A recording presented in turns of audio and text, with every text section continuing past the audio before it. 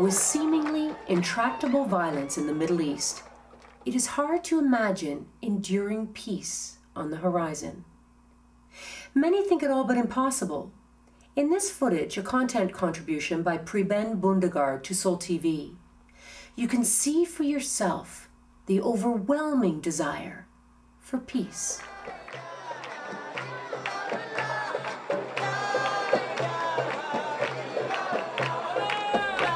From Jerusalem with Love, next on SolTV.net. Jerusalem peacemakers consist of some interfaith members, both of Islamic, Jewish and Christian background. And they have also some affiliations abroad in England and Netherlands.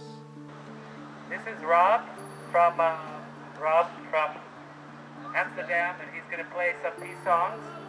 Shalom and salam, ilam, Jerusalem, city for all who reign. Shalom and salam, we all love Jerusalem, city will be united today.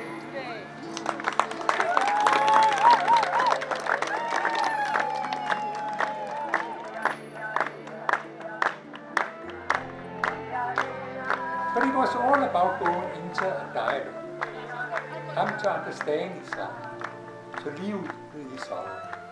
And as one of them said, and it was actually a Jewish representative, he said it didn't matter whether there was one state or the solution would be a 2 states or even 3 states. It didn't matter, just people could find out how to live together, liking or even loving each other. And not as now where there is a great power of tension. And then, in the end of the meeting, they would stand up, this gathering of professors, taking each other in the hands and chanting peace, shalom, and salam, and also some other Hebrew and Arabic words like huwa hu, which means he is, it is.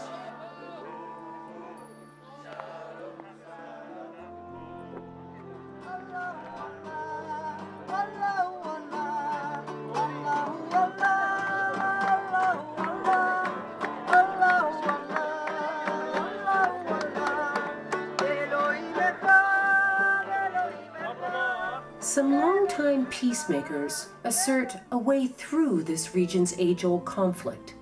Palestinian peace worker Ibtisam Mohammed believes women must be at the heart of Middle East peace talks. Currently, they are all but invisible. هاي الشغل اللي احنا بنشتغله فيه يسموها تقارب القلوب.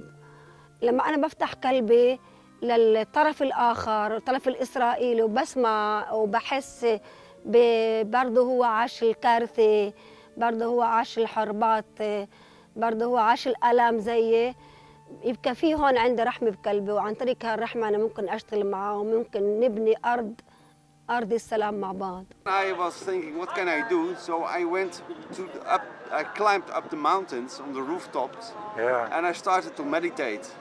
And a group of people joined me with meditating, Arabs and Israeli. And so later I invited these peacemakers, these were Israeli and Palestinian peacemakers, I invited to Amsterdam to talk about activities, what we can plan. And so we discovered that the best way to do is making a big hug, a Jerusalem hug, holding hands around the walls of the old city. So we started to organize it. Today's a perfect example because Jerusalem is often seen as one of those problems that they can't solve. But today we're using people's affection for Jerusalem to come together and work together. Okay. What about practical problems of Jerusalem? But you're more supporting or encouraging people to be peacefully and to try to negotiate and see beyond limits or what? Sorry. Yeah. No, a lot of the practical problems come from fear. And you have practical problems in separating Jerusalem or any peace deal. because of the fear, because of the war, because of the violence. Once you have real peace, then those problems no longer exist, or they're not such an issue. And there's peace agreements and there's real peace. Once we have real peace, the peace agreement won't be such a problem. Gandhi, Mahatma Gandhi, it's in India. With non-violence, he was able to change many things. Nelson Mandela in South Africa, Martin Luther King. These are in the modern world, you know. We're talking about something people they can read and know about them. Always wrong can bring another wrong. But when you put stop for that wrong by showing goodness and kindness, you can change.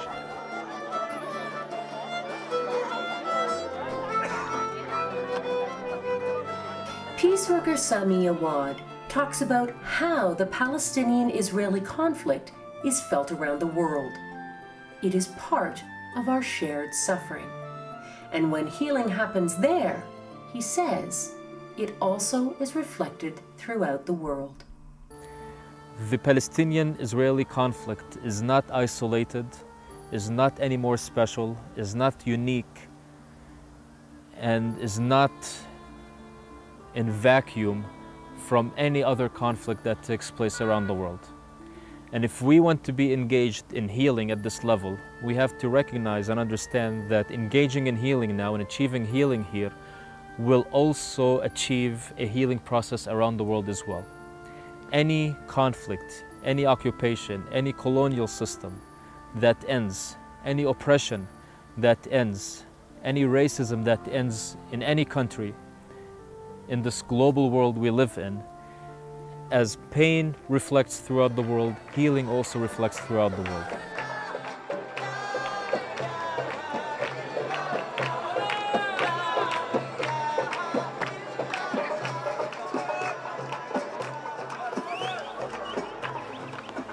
I see that we are a part of the world, the culture of the world, where all the worlds from various continents and nations, they are being joined, getting together.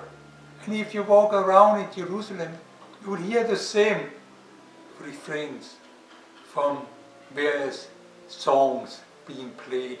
It seems that when approaching a hostile situation with a sense of peace and a calming nature, the violent party has no choice but to stop being violent.